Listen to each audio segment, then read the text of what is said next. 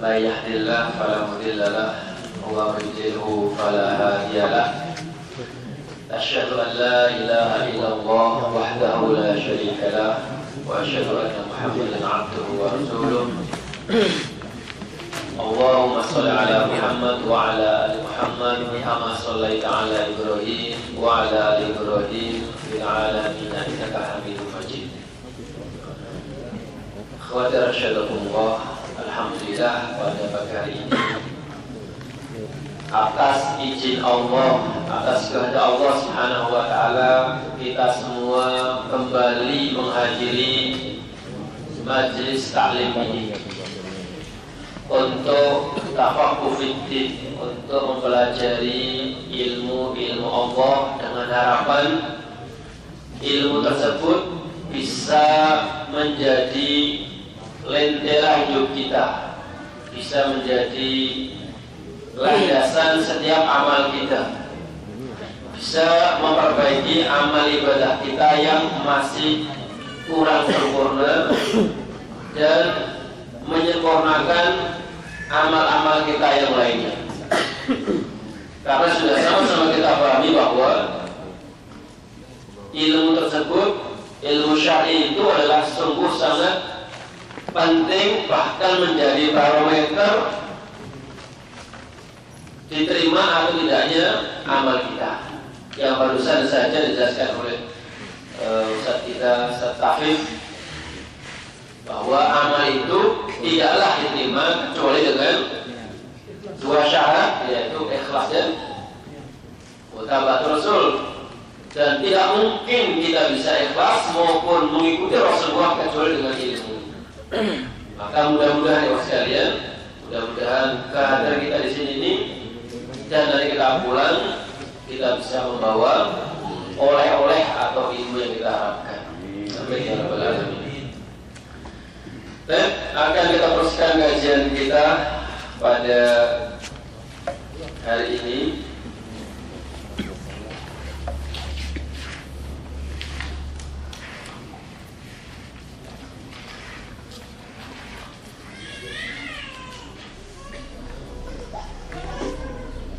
Kayaknya tidak punya bukunya ya, kita masih sudah sempat kita bagi hampir 100% punya ya.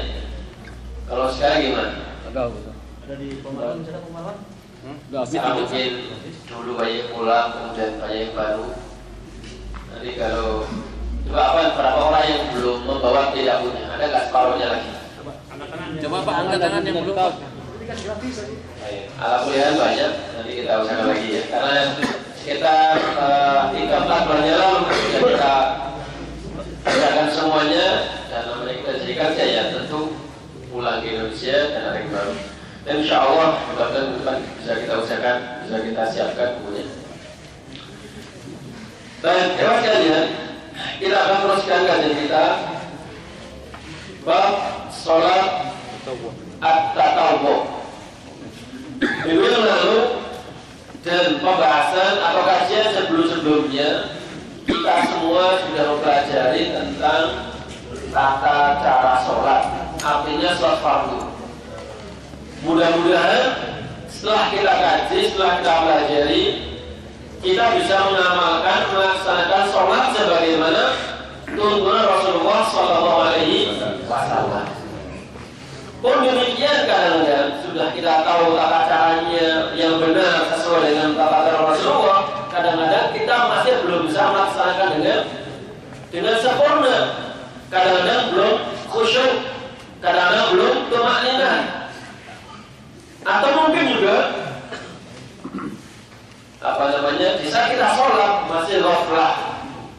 Nah,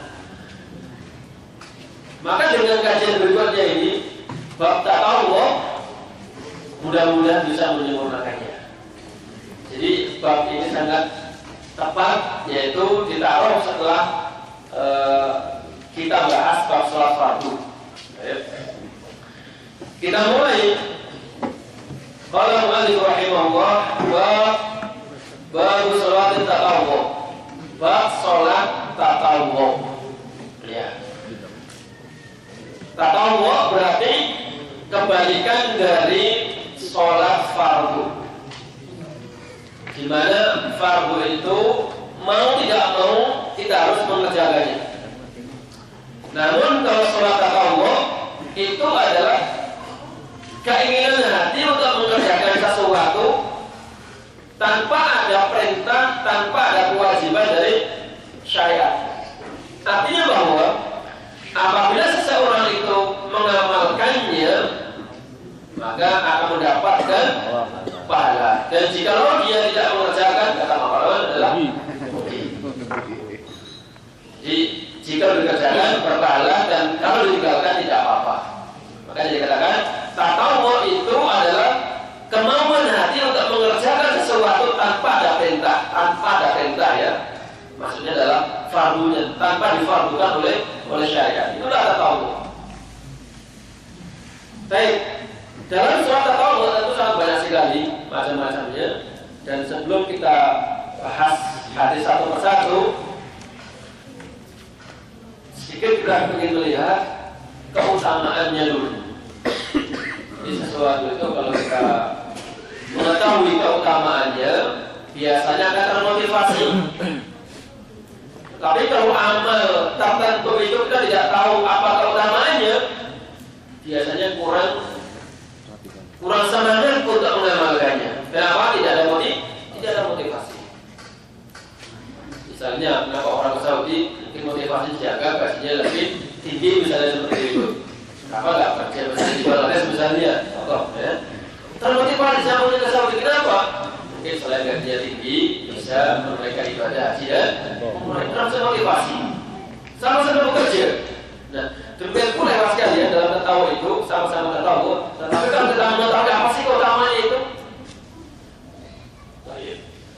Yang pertama ya sekalian adalah keutamaan tatawwu itu menyempurnakan kekurangan dalam sholat fardu kita. Bukan berarti kurang itu kalau maghrib cuma 2 kemudian kita dia memperbanyak sholat tatawwu, bukan seperti itu. Kalau sholat maghrib 3 dikerjakan 2 ya tidak sah. Yang dimaksud dengan untuk menyempurnakan kekurangan sholat fardu adalah misalnya kalau fardu dia tidak khusyuk, tidak bisa menghadirkan hati ketika sholat. Di mata Allah sah sholatnya, tetapi tidak mendapatkan keutamaannya.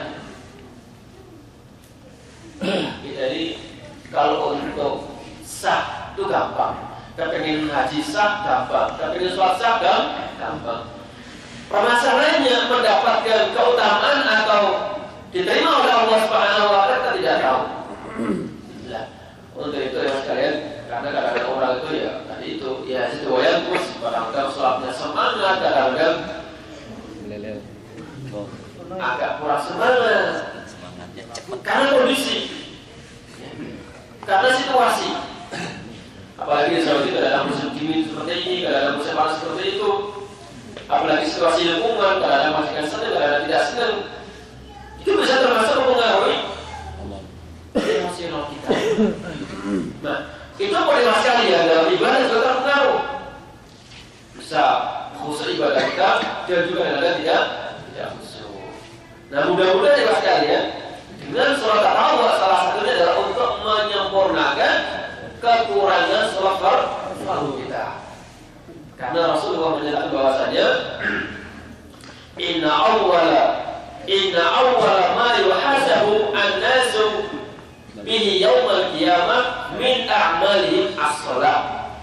Termasuk awal mula amal ibadah nanti dari seorang hamba yang akan dihisab dari amalnya adalah sholatnya. Ya, sholatnya. Banyak riwayat, tapi riwayat lain yang berhubungan dengan masalah kekurangan. Kemudian itu Rasulullah yaqul Rabbuna Azza wa Jalla, Allah berfirman lima malaikatihi, pada malaikatnya, bukan berarti Allah tidak tahu. Allah berfirman kepada malaikatnya, ungduru fi sholati abdi, lihatlah wahai malaikat pada sholat hambaku, apakah sholatnya itu sempurna sempurna dalam arti yang setelah sah juga mendapatkan keutamaan dari itu. Atau mana sholat? Apakah sempurna atau ada yang kurang? Fa in kanat tamah kutibat lahu tamah. Apabila sholatnya sempurna, tata caranya, rukunnya, kekhusyuannya, maka ditulis baginya pahala sempurna. Wa in naqasa, apabila kurang minha syai'an, kurang khusyuk, kurang tumanina, enggak buru-buru Allah memerintahkan tulislah dia. Tetapi Allah berfirman kepada malaikat, unduru li abdi, perhatikan terhadap hambaku ini. Hal minta tauhid. Perhatikan apakah dia memiliki sholat sunnah. Apabila dia memiliki sholat sunnah, maka sempurnakanlah kekurangan dari sholat fardunya itu dengan sholat sunnahnya. Itu yang pertama. Jadi keutamanya adalah untuk menyempurnakan kekurangan sholat fardu. Dan kita semuanya merasa ya. Terus saja semuanya kita merasa. Kadang-kadang kita semangat dalam sholat, bisa khusyuk, bisa masya Allah ya. Tapi kadang-kadang situasi berbeda. Tidak khusyuk karena kerjaan. Sering itu adalah supir ya, karena dipanggil-panggil oleh ya, kita mengikuti majikan atau mengikuti Allah gitu ya. Tapi nyatanya kadang-kadang jangan sholat, jangan khusyuk. Nyatanya banyak juga yang tidak sholat. Gara-gara apa ya mas kalian? Takut dimarahin majikan, takut nanti dipotong gaji, takut juga dipulangkan pada berdatang belum nyawa, belum selesai. Enggak ada. Ini saya enggak ada. Yang beda. Baik, itu yang pertama, itu untuk menyempurnakan. Kemudian keutamaan yang kedua adalah bahwa dengan sholat tatawwu itu dapat menghapus dosa. Ya, kita merasa kita ini bukan malaikat ya, mudah untuk terjerumus dalam perbuatan dosa. Sehingga Allah mengatakan bahwa kullu bani Adam khata, kita sebenarnya khata. Namun bukan kemudian kita terus bergelimpangan dengan dosa dia. Wa khairu khata'in Rasul mengatakan begini, alaikum bikasrati sujud. Hendaknya kalian memperbanyak sujud. Fa innaka la tasjudu lillahi sajadah illa rafa'allahu biha darajah wa khatta'anka biha khatta'an. Perbanyaklah kalian sujud. Maksudnya adalah sekalian sujud di dalam sholat sunnah. Bukan cuma sujud tanpa ada sholatnya, tidak bisa. Nanti namanya sujud syukur, sujud apa lagi? Tilawah. Nah, yang dimaksud adalah semua adalah memperbanyak sujud di sini adalah sujud ketika sholat Allah. Rasulullah tidaklah engkau sekali sujud kecuali Allah akan mengangkat derajat. Dan yang kedua akan menghapus segala dosa-dosa khati'ah. Yang kedua. Kita ambil satu lagi contoh apa namanya? Keutamaan tatawwu adalah Allah akan memberikan petunjuk kepada mata kita, pendengaran kita, tangan kita, kaki kita. Artinya bahwa kalau yang kita kerjakan, misalnya omongan kita, mata kita melihat, tangan kita bekerja, jalan kaki kita berjalan, itu akan Allah kasih hidayah petunjuk sehingga bisa mengerjakan sesuatu yang Allah ridhoi. Kita itu tidak boleh sombong. Kita bisa sholat, bisa ngaji, bukan karena kita yang hebat, bukan, tetapi atas izin Allah Subhanahu wa Ta'ala. Kita bisa berbicara dengan yang baik, bisa melihat yang baik, itu karena atas izin Allah Subhanahu wa Ta'ala. Makanya kata Rasulullah, dalam hadis qudsi, la yazalu 'abdi hambaku kata Rasulullah Subhanahu wa taala akan senantiasa dia mengerjakan beramal an-nawafil, amalan sunnah, hatta uhibbuhu fa idza kuntu uhibbuhu, dan apabila aku sudah mencintainya maka aku akan menjadikan atau memberikan petunjuk bagi matanya. Fakuntu sam'ahu, aku akan menjadikan pendengarannya itu senantiasa mendengarkan hal-hal yang baik. Kuntu sam'ahu alladhi yasma'u bihi. Jadi sekalian, kalau ada orang yang mendengarkan sesuatu yang tidak baik, riba, musik, yang memang Allah tidak mencintainya dia, Allah tidak mengasih petunjuk. Ya, petunjuk itu tidak berusaha, kita pun juga harus berusaha. Jadi ketika kita tidak suka dengan musik, tidak suka dengan hal-hal yang berbau maksiat telinga kita ini, ketahuilah bahwasanya itu atas izin Allah Subhanahu wa taala. Jelas mengatakan kuntu sam'ahu alladhi yasma'u bihi. Aku hanya menjadikan pendengarannya itu untuk mendengarkan hal-hal yang baik. Wa basaruhu, dan aku hanya menjadikan pemandangannya, matanya, untuk melihat hal-hal yang baik. Dan aku hanya menjadikan tangannya untuk beramal yang baik, tidak jahil, alias tidak suka apa kira-kira tangan itu muncullah bahasa kasarnya. Dan aku hanya menjadikan kakinya itu dia mudah untuk mendatangi masjid, mudah untuk mendatangi tempat-tempat majelis taklim. Nah, bisa dibelokkan, artinya mukhalafahnya kalau orang itu kalau ke majelis taklim kakinya berat, dan sebaliknya dia mudah untuk melangkahkan kakinya ke tempat maksiat, pertanda Allah tidak memberikan dia. Maka bersyukurlah kita ya sekalian. Di pagi hari Jumat ini yang notabene orang pada tidur, tetapi Allah membangunkan kita, memudahkan kita, tidak hanya mau saja dibangunkan, dimudahkan untuk menghadiri majelis ini. Mudah-mudahan itu juga pertanda Allah mencintai kita semuanya. Hanya Allah yuridillahu bi khairan yufaqihuhu. Dan itulah beberapa keutamaan dari sholat tatawuf tersebut. Mudah-mudahan bisa memotivasi kita. Dan mari kita lihat satu persatu hadis yang berhubungan dengan sholat tatawuf. Yang pertama, Ar-Rabi'ah bin Ka'ab al-Aslami. Rabi'ah ini ada tak bukannya ya, tapi dia laki-laki ya. Ya seringnya kalau bahasa tak mabutohnya itu dia hanya Anas. Ternyata ini orangnya laki-laki. Rabi'ah seperti Mbak Isaroh gitu ya, Ki Hamzah, kan ada mabutohnya. Rabi'ah ini itu laki-laki bin Ka'ab al-Aslami, seorang sahabi yang senantiasa dia mengikuti Rasulullah Sallallahu Alaihi Wasallam.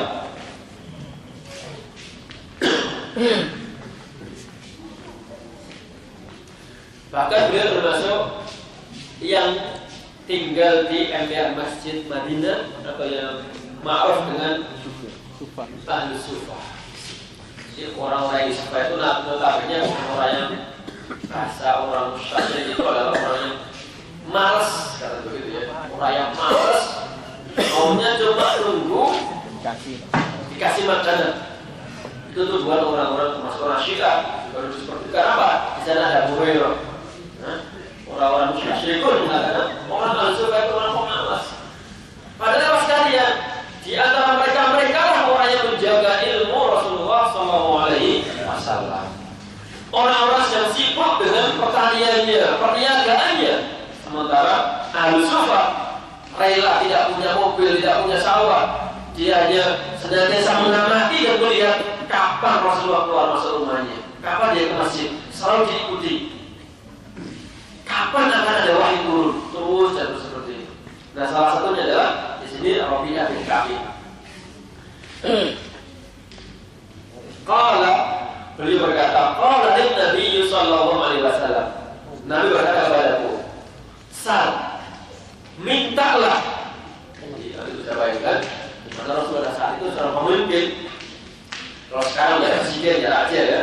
Jokowi misalnya. Beliau mengatakan sal, mintalah. Itu presiden. Kira-kira Pak ada dulu boleh baca coba gitu. Mintalah kira-kira Pak Harun tahu apa? Hati ini. Kredit. Anda yakin Pak ya akan minta urusan duniawi? Beliau sal, mintalah. Wa qultu as'aluka murafaqataka fil jannah. Ya Rasulullah, saya enggak usah reko-reko. Saya cukup satu saja. Apa itu? Izinkanlah saya bisa menemanimu di surga. Itu saja. Beliau paham bahwasanya dunia ini fana. Dan akhirat adalah kehidupan yang hakiki. Jadi beliau minta menemani beliau. Tidak ada surga banyak ya. Bahwa 1, 2, 3, 4 ya.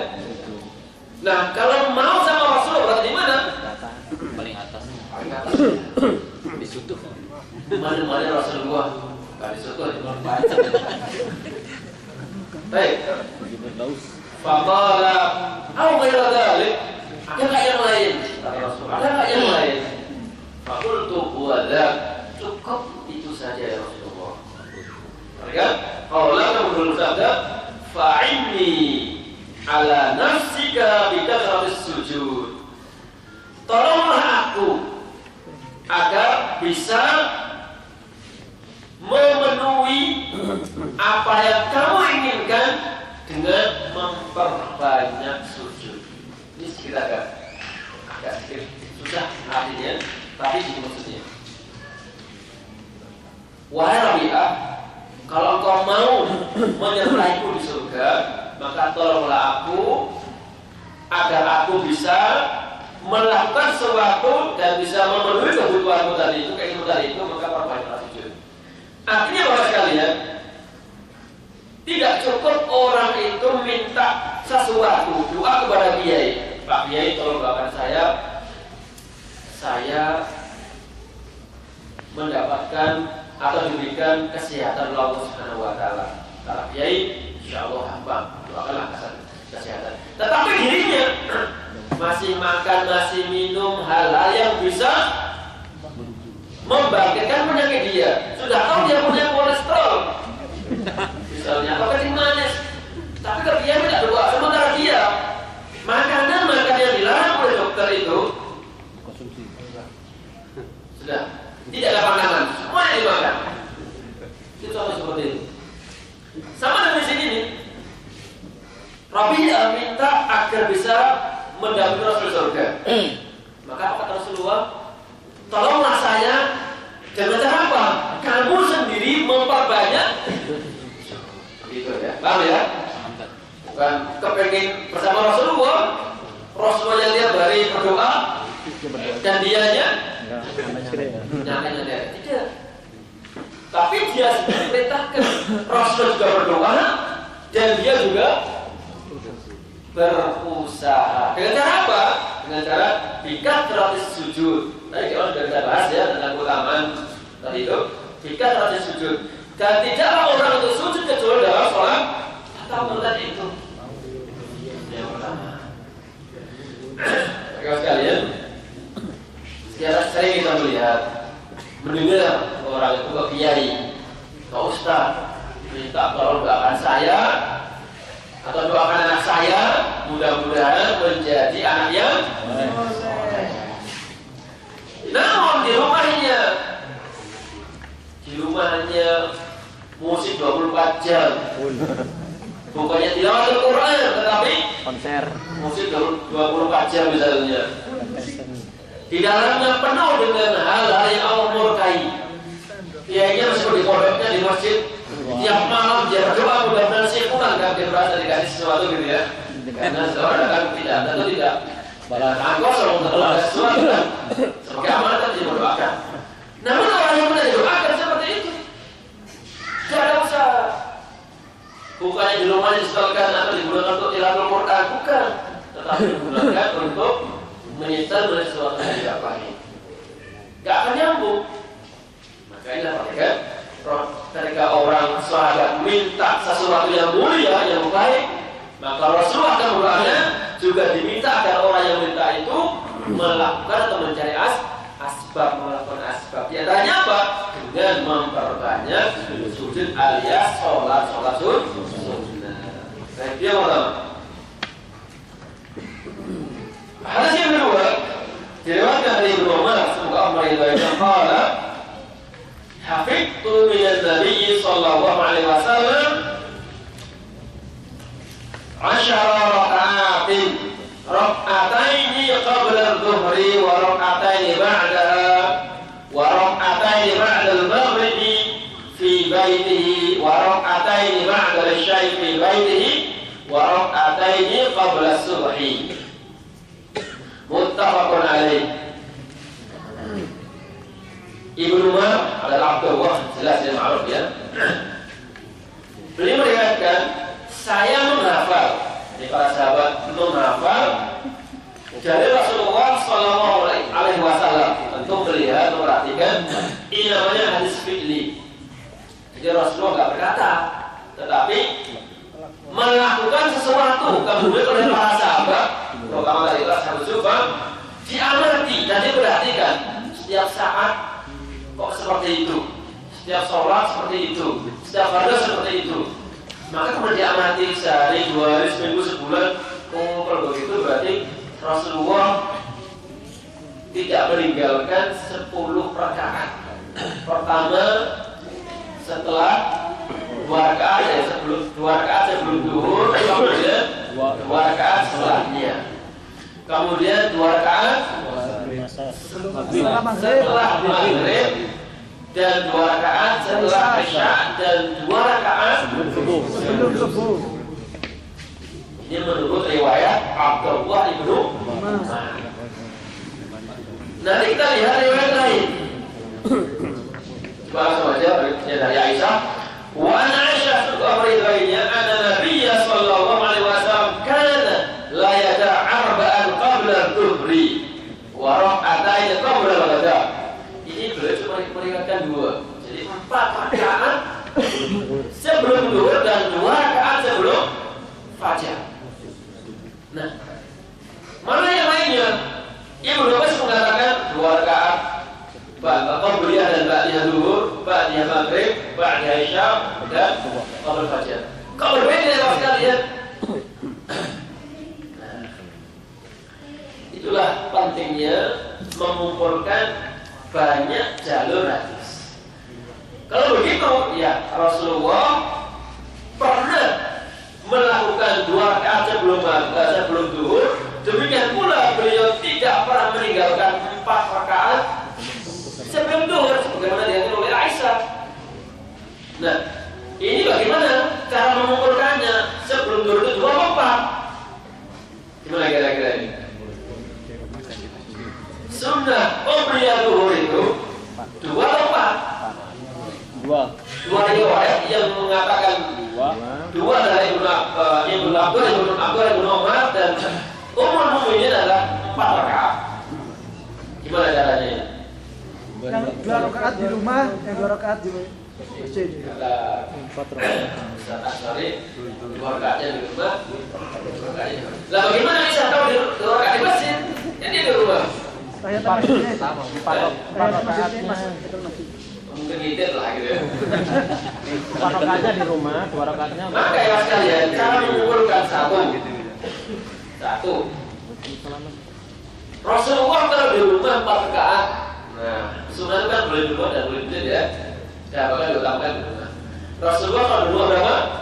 4. Kalau di masjid berapa? 2. Itu yang pertama. Yang kedua, boleh jadi Rasulullah ya pernah 4, pernah 2. Nah, seperti itu. Jadi tidak selamanya 2 dan tidak selamanya 4. Itu cara mengumpulkannya. Sehingga pendapat yang Abdullah ibnu Umar ini enggak harus 2. Kata Aisyah, enggak harus 4. Tidak seperti itu. Jadi dikumpulkan. Selama sahabat ini juga melihat, maka semuanya boleh dikerjakan. Wa ana Aisyah radhiyallahu anha anna Nabi sallallahu alaihi wasallam kana la yada. Kata lain itu adalah tidak pernah ditinggalkan. Nah, bagaimana melihat 2 rakaat. Ya. Makanya dikuatkan boleh jadi itu yang di rumah. Arba'an qabla dhuhri wa raka'atain qabla al-ghada, dan 2 rakaat sebelum fajar. Kalau begitu Aisyah tidak pernah melihat yang ba'da isya, yang ba'da maghrib. Gimana itu? Ya boleh jadi Aisyah melihat, tapi belum lebih menekankan. Misalnya sahabat Siflah telah meriwayatkan yang itu. Nah, beliau cenderung menekankan yang ini. Bukan kemudian Rasul tidak pernah ba'da maghrib, ba'da isya, tidak. Cuma beliau umum-umumnya ini menekankan masalah 4 sebelum zuhur dan 2 rakaat sebelum subuh. Seperti itu cara menggabungkannya. Wa'ana, kata-kata Anda itu adalah artinya sama, yang sama dari Ummu Aisyah.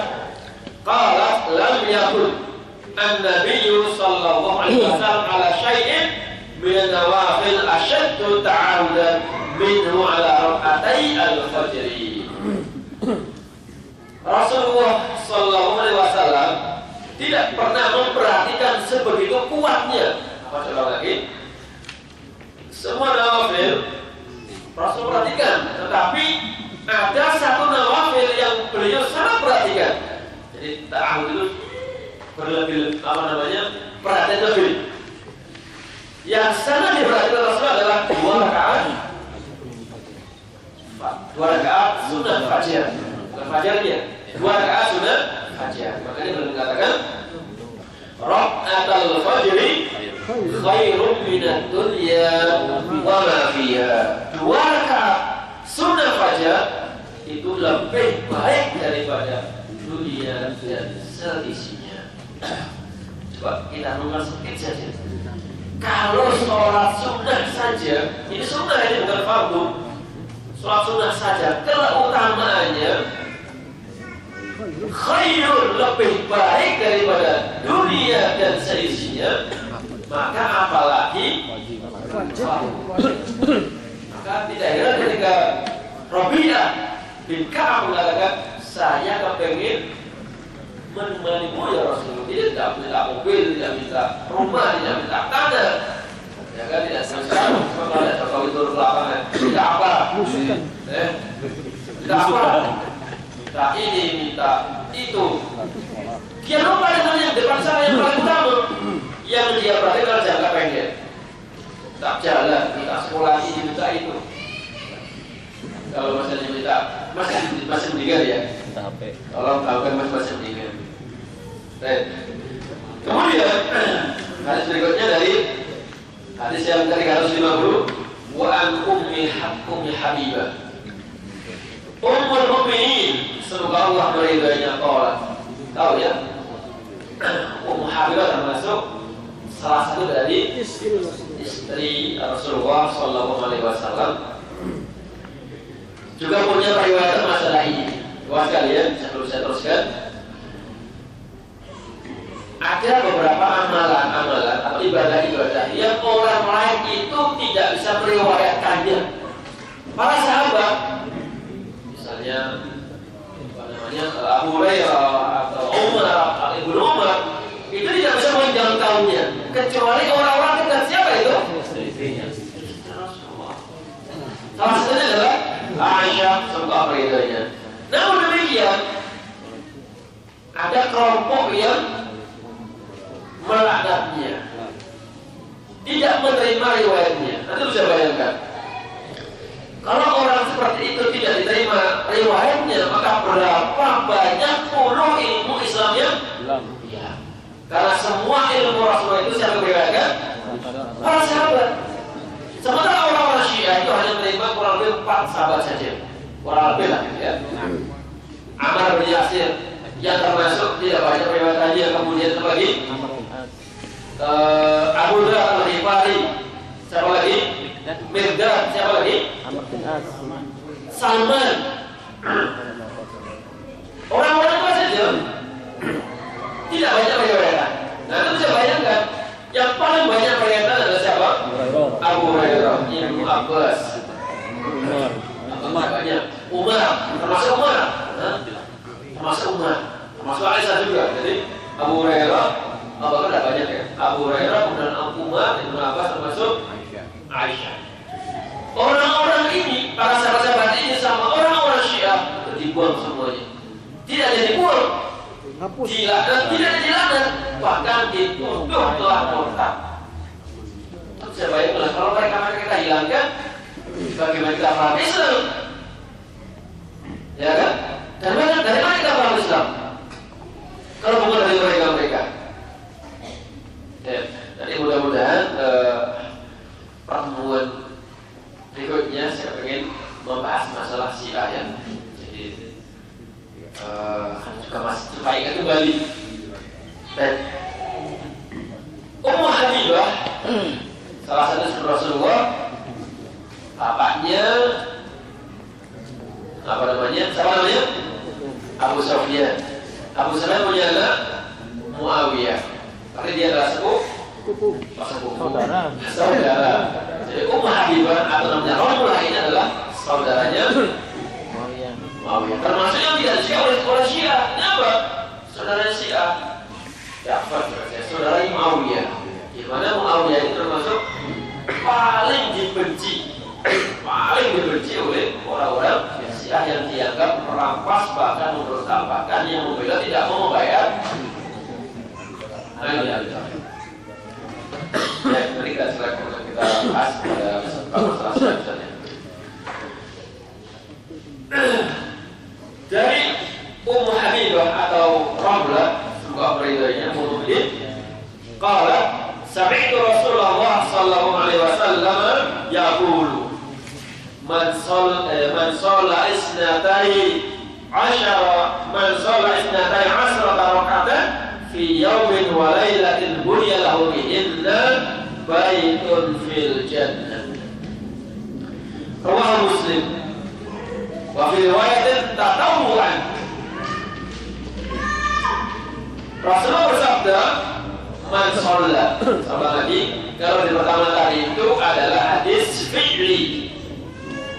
Diriwayatkan oleh siapa? Ibnu Umar, kemudian oleh Aisyah radhiyallahu anha, kemudian sekarang adalah dari Ummu Habibah. Ini hadis qauli. Hadisnya ucapan. Karena beliau mendengar sami itu Nabiya. Saya mendengar Rasulullah bersabda, man shalla isnatai asyarata rak'atan, siapa yang sholat 12 rakaat fi yaumin wa lailatin, pada satu hari satu malam, maka bunyalahu bihinna, maka akan dibangunkan baginya karena telah melakukan sholat tadi itu baitun fil jannah, sebuah rumah di surga. Bapak sekalian, saya ingatkan bahwasanya orang mukmin itu, kata Rasulullah, kalau minta jangan tanggung-tanggung, gitu ya. Jadi kalau minta surga jangan yang paling bawah, tetapi mintalah yang paling tinggi. Nah kalau kita, saya sering bilang nggak usah minta rumah, nggak usah dibangunkan rumah juga sudah senang, gitu kan? Itu sekarang kalau kita belum mendapatkan, belum melihat. Tetapi kalau sudah masuk surga, itu orang yang paling bawah itu akan terus ke atas. Karena apa? Kenikmatan di atasnya itu menggiurkan. Jadi sekarang kalau kita belum lihat, maka mengatakan saya nggak terlalu termotivasi dengan rumah. Di rumah juga ada punya banyak rumah gitu ya. Tapi rumahnya itu berbeda. Di sana ada asal, ada alim, ada zat. Beda dengan yang ada di dunia. Nanti kita akan haus, akan mengharapkan dan ingin mendapatkan yang terbaik. Nah, salah satunya adalah rumah. Bapak sekalian, kalau kita lihat riwayat ini tentu berbeda dengan riwayat siapa? Abdullah ibnu di mana apa yang mengatakan hanya 2 rakaat. Apa? 10. Ibnu Umar mengatakan 10 rakaat, sementara Ummu Habibah 12 rakaat. Nah, gimana ini Bapak sekalian? Bisa kita sinkronkan dengan salah satunya dengan Aisyah. Yang mana? La yada arba'an qabla zuhri. Kita ambil itu aja. Jadi Digabungkan. Umar akan mengatakan Rasulullah setiap kali sholat 12 rakaat. Salah satunya adalah qobliyah zuhur berapa? 4 rakaat. Nah, kalau kita gabung dengan bedanya Abdullah bin Umar sama 4 2 2 2 2. Berapa jadinya? 12. Maka siapa yang membiasakan dirinya dengan mengerjakan sholat tatawuf 12 rakaat atau 10 rakaat, maka kafinya akan dibangunkan rumah surga, akan dibangunkan rumah di surga. Masya Allah ya, mudah-mudahan itu adalah bisa memotivasi kita, dan mudah-mudahan setelah kita mendengarkan motivasi seperti ini, kita bisa melaksanakannya, dan tidak sebatas ilmu itu untuk candolkan ke otak. debat. Karena banyak orang yang sekarang itu punya ilmu, tetapi sebatas apa? Digunakan untuk jeda. Kita memohon kepada Allah Subhanahu Wa Taala untuk mengajari kita ilmu yang bermanfaat. Wa'allimna ma yanfa'una, ya Allah, ajarilah kami ilmu yang bermanfaat bagi kami di dunia dan fil akhirah. Dan kita cukupkan. Sekarang kita gunakan waktu untuk tanya jawab. Bismillahirrahmanirrahim. Pertanyaan pertama, sholat tahiyatul masjid, apakah sudah cukup menjadi sholat sunnah fajar? Baik.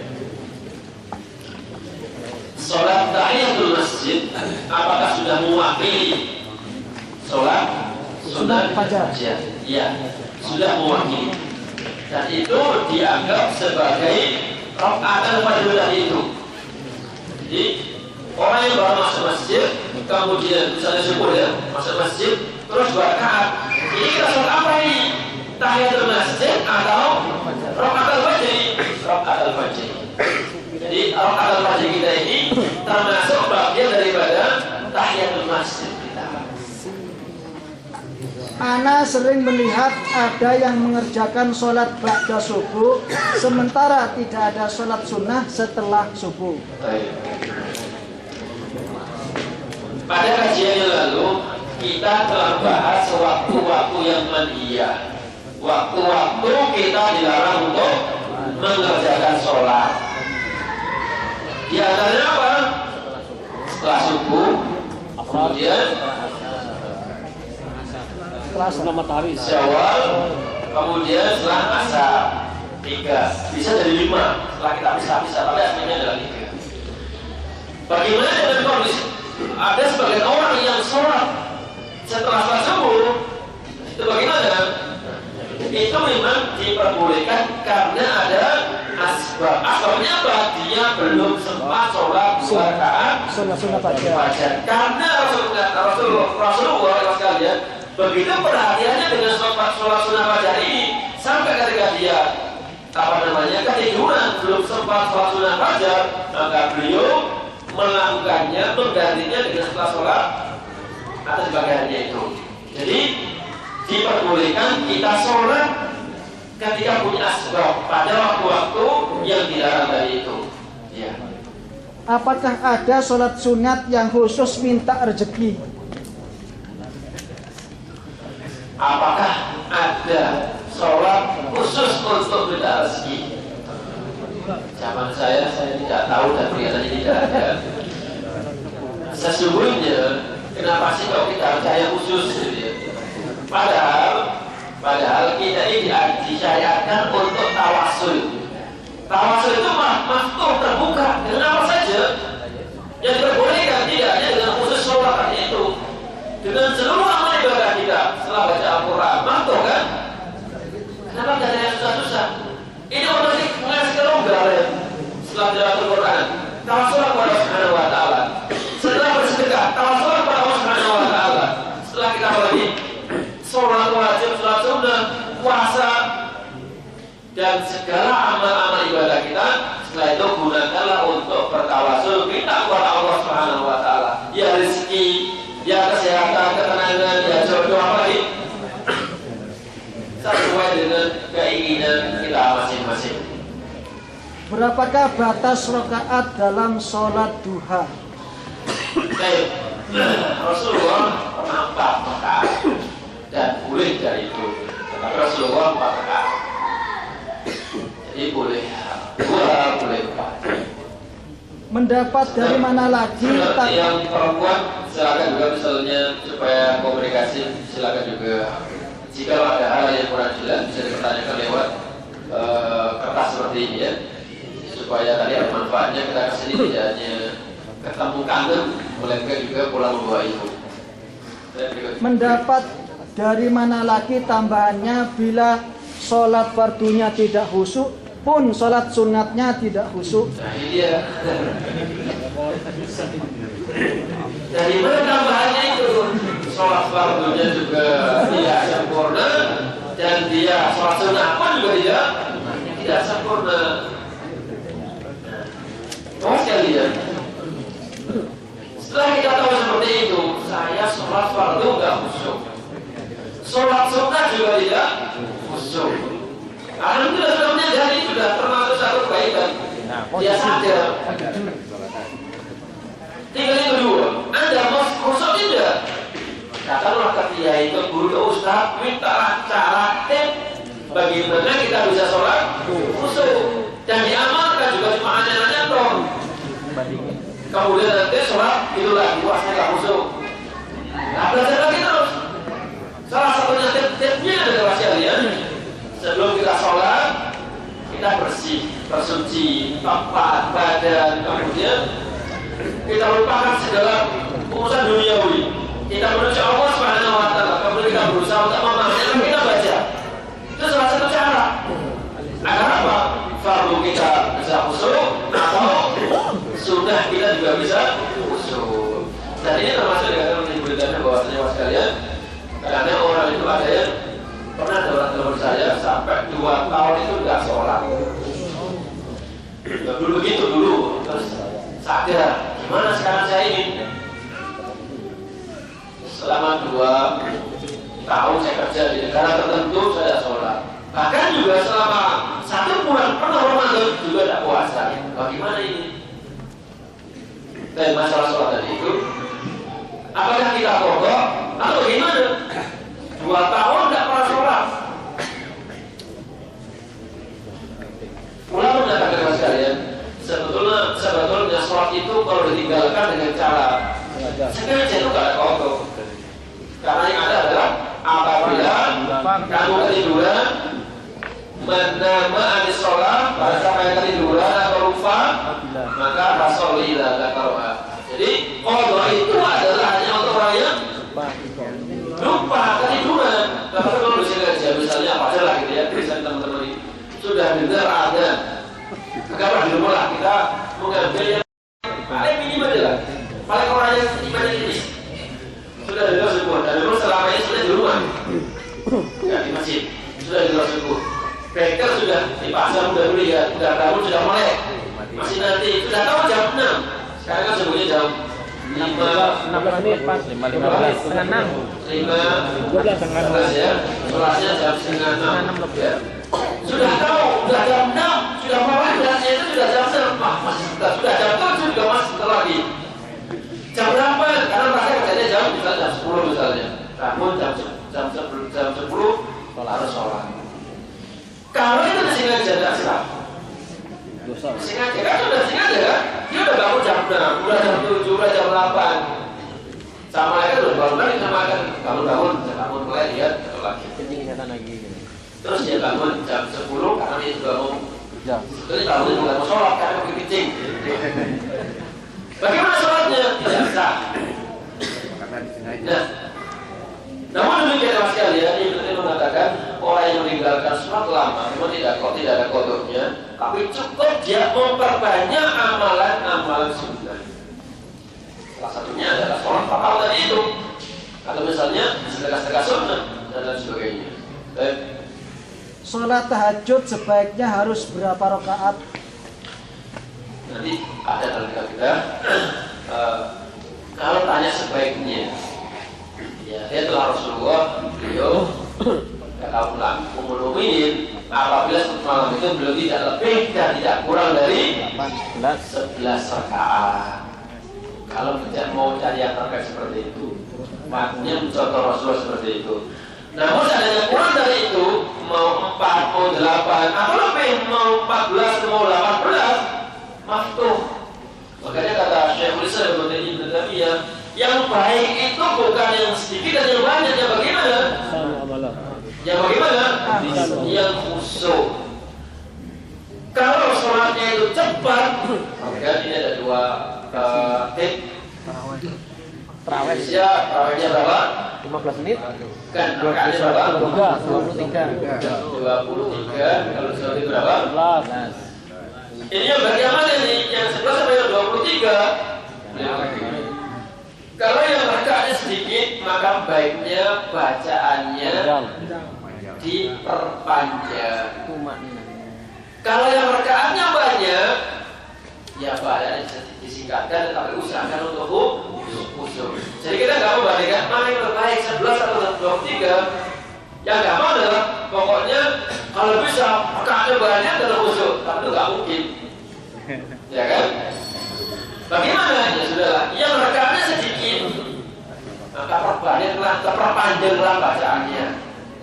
Nah, yang rakaatnya banyak, nggak usah baca panjang-panjang, tapi usahakan dia untuk khusyuk. Jangan sampai anak pernah ngalamin sholat tarawih di satu tempat itu, nanti belum sempat itu sujud, imamnya sudah bangun, kita harus pokoknya keringetan kita. Nah, itu nyataan dari nggak dilakon. Pernah itu mengalami pas saya dalam satu perjalanan itu sholat tarawih di satu musola dan seperti itu. Bagi sholat berjamaah yang terlambat atau ketinggalan beberapa rakaat, apakah dalam mengganti rakaat harus membaca surat atau tidak? Baik, kalau ini pertanyaan masih agak lembut ya. Kalau ketinggalan rakaat, bagi sholat berjamaah yang terlambat, ketinggalan beberapa rakaat, apakah dalam mengganti rakaat harus membaca surat atau ketinggalannya itu saya mana? Ketinggalannya itu apakah imam sudah ruku atau sebelum atau sudah sujud atau gimana? Ketinggalan rakaat. Misalnya mendapati imam sedang ruku. Ini misalnya kalau soalnya kurang jelas. Mendapati imam ruku. Terus bareng-bareng bangun. Apakah makmum ini mendapatkan satu ruku atau tidak mendapatkan? Gitu ya. Nah, ini kita lihat. Kalau melihat mazhab yang mengatakan bahwasanya makmum harus baca Al-Fatihah, maka ini tidak ada hadis bagaimana mazhab Syafi'i kan? Karena harus baca Al-Fatihah. Yang kedua, ju'ilal imamu liyu'tamma bihi. Maka ketika mendapatkan imam ruku, maka Rasulullah mana adraka raka'atan faqad adraka raka'atan. Siapa mendapati imam telah ruku, maka dia telah mendapatkan satu rakaat. Karena yang kedua, bagaimana seandainya kita seperti itu? Apakah kita harus membaca surat-surat? Bukan, tidak perlu. Kenapa? Sudah diwakili oleh imam. Makanya mendapati imam seperti ini, kita ruku sudah dapat satu rakaat. Kalau yang tadi misalnya pas ini rakaat yang kedua kita bermasuk, atau kita menyempurnakan rakaat yang pertama, gitu ya. apa perbedaannya al-fajr, as-subhi, al-ghoda? Ya, ghoda itu pagi-pagi. Karena begitu. Ghoda wal asyi itu kan biasanya asyi itu digunakan waktu untuk zuhur dengan asar. Nah, kadang-kadang istilah apa tadi itu ghoda ya, digunakan istilah untuk pagi-pagi. Nah, fajar menggunakan istilah kan ya turun fajar, sama sebetulnya itu ya, sama.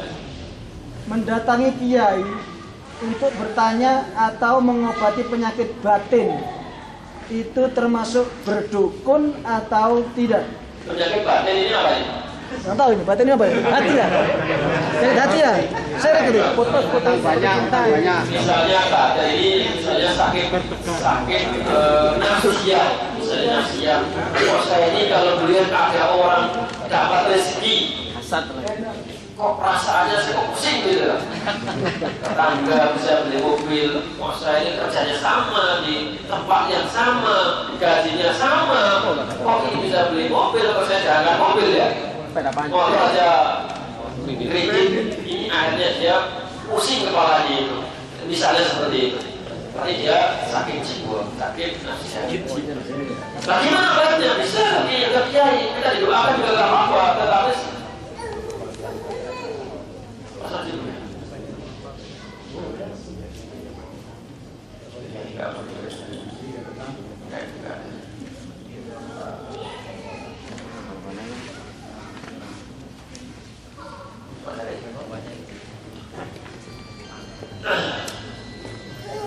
Apa tadi?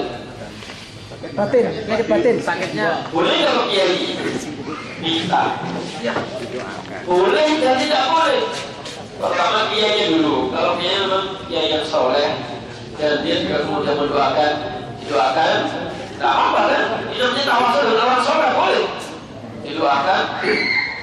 Atau kemudian dianjurkan.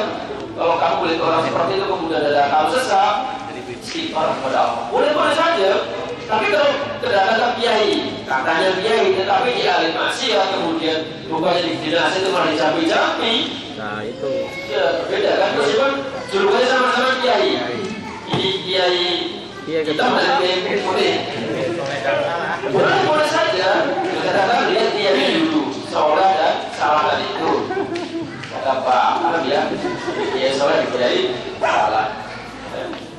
Ada isi hadis yang permulaannya dimulai dari sami'tu atau ra'aitu dan kultu. Yang jadi pertanyaannya, mana yang lebih kuat di antaranya, sedangkan jalur hadisnya semuanya sahih. Baik. Biasanya kalau para sahabat itu tentu ra'aitu dan sami'tu. Sami'tu dengar dan terutama ra'aitu langsung melihat Rasulullah beramal. Sama-sama itu berarti apa? Ketika roa itu berarti hadis fi'li. Roa itu seperti Abdul bin Umar kan, saya melihat Rasul seperti itu. Dan kalau sami itu berarti hadis apa? Qauli. Saya mendengar Rasul bersabda. Kata-kata seperti itu. Pertanyaannya adalah, wah mana ya? Sama-sama, cuma antara melihat dan mendengar. Bedanya adalah ketika orang belakangnya hadasan itu berbeda, gitu ya. Jadi sama aja kan, orang berbuat melihat, orang berkata kita mendengar. Ini pertanyaan ibu-ibu ini. Assalamualaikum. Maaf Pak Ustadz, saya mau nanya. Mana? Telepon aja Abu Munir. Maaf Pak Ustadz. Abu Munir udah nyambung. Apa katanya? Baik. Saya mau nanya gimana hukumnya kalau orang selalu puasa tapi tidak pernah sholat.